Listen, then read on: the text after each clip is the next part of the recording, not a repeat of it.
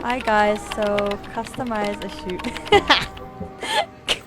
Okay, sorry, I'm gonna take myself a bit more seriously.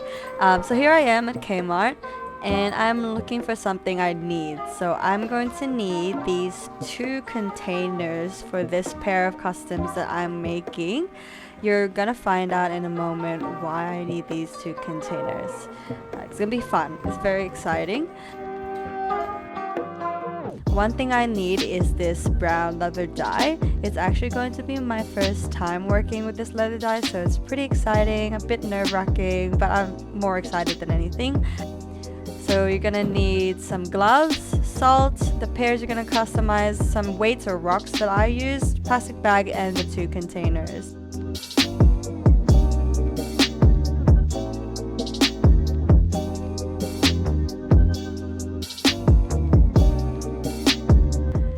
So here's the pair of Air Force Ones.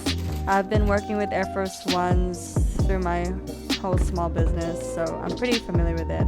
First thing I'm gonna do is unlace them, keep those original laces nice and white. Oh my god, that's making me nervous. This is the first time I'm cutting. So this is my first time trying to remove the ticks. For this particular custom, the client kind of wanted that outside face of the shoe to not have the ticks, so it would focus more on the design itself. So it's a bit nerve-wracking. I didn't really watch any tutorials or how to get rid of it exactly. I saw some like video on Instagram of someone just taking out the stitches and just ripping it out like this, so I was just like, I'll do that too. I'm sure I can figure it out as I go, and it kind of worked out for me. I think just a bit lucky.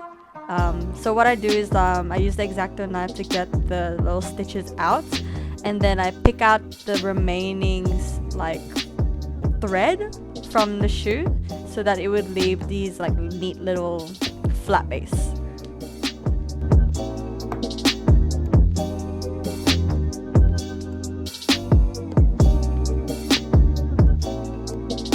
Here I am, going ham. It's a bit messy, yeah. And then the next step I do is actually take out the shoe lining inside the shoe, because I'm gonna dye these shoes, so I don't really want the sock lining to get dyed as well, because that's another extra thing I have to dry.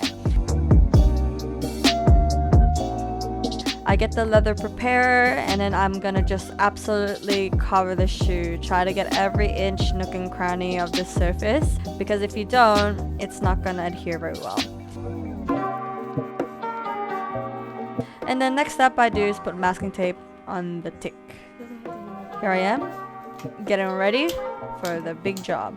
So in this container, I'm filling it up with warm water. I've also boiled a bit of water, but I don't want the water to be boiling. I just want it to be pretty hot. I've added some salt and then some detergent liquid. Not sure why, not gonna lie. I just saw someone do it and I was like, I'll do it. At this point, I've just taken my fly swatter and just kind of used it as a makeshift mixer. Don't recommend it. It's not the best tool, but you know, you gotta do what you gotta do. Okay, let's do it. Oh! Yeah. Okay, so I made a bit of mess. Ended up mixing it with my hands for some reason. Got messy. Got it all over the bathtub. Had to clean it because I knew my mom would kill me if she saw that. Luckily it came off. I'm just frantically rubbing here, as you can see. I don't want to leave any evidence. And at the same time, I'm kind of filling the bucket a bit more because it looked really strong to me, and I didn't want the shoe to come out like brown. I wanted it to be like a light tan-ish sort of dye. So here I am trying to salvage, and then here it is.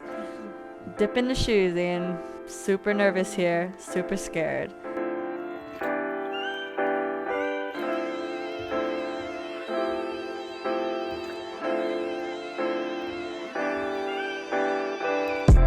So I've put the rocks into a plastic bag and kind of used those as a weight to keep the shoes submerged.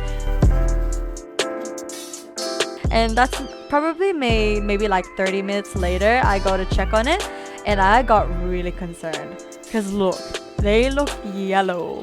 and I'm like, I did not want them to come out yellow. So the first thing I did was like, no, you know what, trust the process. Let's just rinse it off. Maybe the yellowness will come out and it will become more brown as I rinse. But the more I rinse, the more I'm realizing it's pretty yellow. It's not exactly what I was hoping for, but it will come together in the end. I was just panicking because it's my first time. Here's a peel of the masking tape. Yep, just a common L. And this is another pair, so I'm doing 2 pairs. One of them I'm only leaving for like 10-15 minutes. Like this pair I did less than the other one. So what I decided to do is take them out to the sun. It was a really sunny day, so I had the time to let them dry out and just suss it out. And my dog there is sussing it out as well. So I'm looking at the stage and I'm actually quite happy with how it's going. I'm like, oh, okay, it's kind of cute. It's looking so much better. It's looking like how I want it to look. This is the next day. Had a peek. Very happy. It's what I wanted. So I was super excited.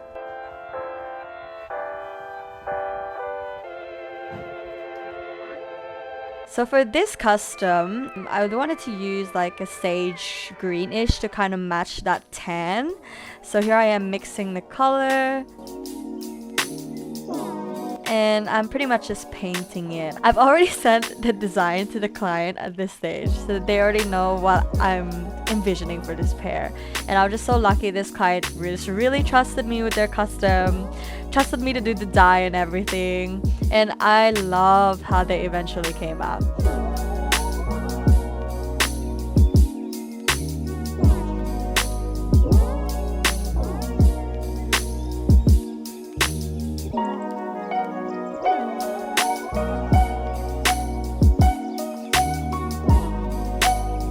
So as you can see, when you've done the first layer, it's still a bit not smooth. She's see-through, she's not even. So you have to do probably 2 or 3 layers, even 4 sometimes, depending on how the finish looks, if you're happy with it. So I pretty much go in and do around 3 layers of this green. And it comes out so much like smoother after like the 3rd application. And then this is the design. I'm pencil sketching it in before I go in with black line work, just to map out where I want the lines to be, so it's nice and neat, the composition's good, and I'm happy with it.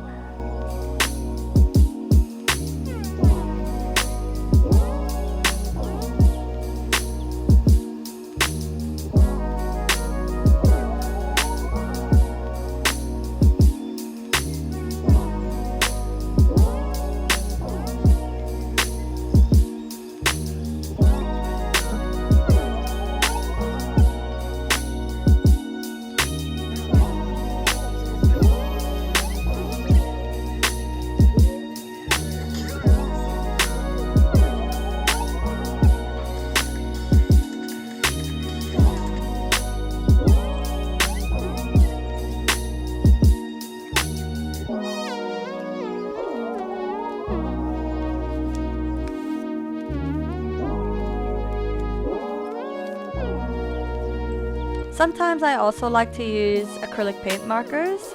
It makes the job a bit easier for line work because it's the same thing, it's acrylic paint. Yep. Okay. Yeah. Oh my god. This is it. This is the pair.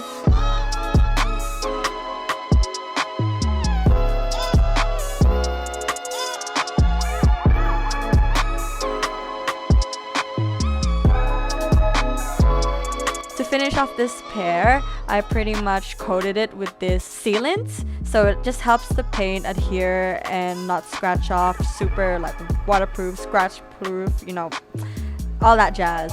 So I'm covering this entire shoe with it just to make it perfect. it's made to be worn, you know.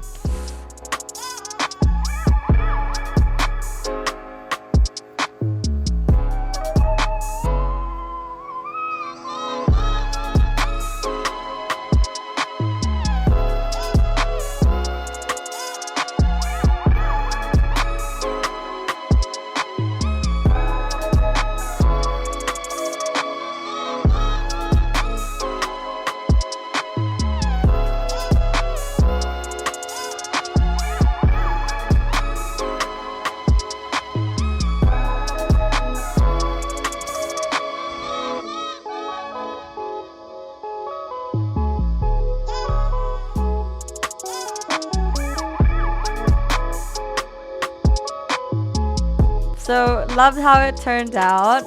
The client actually got this pair as a gift for a friend, and that friend eventually messaged me and told me how much he loved this pair. And as an artist, that's all you want to hear. Okay, so thanks for watching. That was really painful. But if you're a fan of sneakers, anime, K-pop, check out my Insta. I've got lots more customs like this, so give me a follow. I'd love you to join my community. Thank you. Bye.